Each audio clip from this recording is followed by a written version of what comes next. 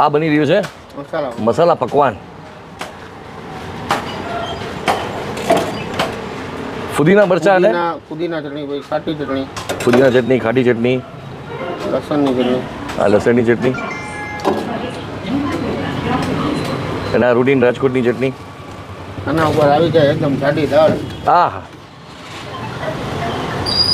ગજબ ગજબ. ખરેખર તો આ વસ્તુ જે છે લોકોને વધારે આકર્ષિત કરે છે. હા, ભૂકો પકવાનના પણ ઘણા આશિક હોય છે, પણ આ જે છે આ હેવી થઈ જાય કે નહીં ઓના કમ્પેરિઝનમાં? ઘણું હેવી થઈ જાય. અને આની એક પ્લેટના કેટલા છે? 50 રૂપિયા. એના ઉપર આ નાયલોન સેવ. વાહ.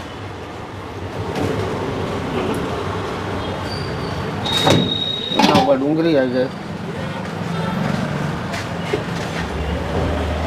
ઉપર મસાલો, કોથમરી. એક રીતે આપણે ઓલો પીઝા ટાઈપ જ કહેવાય.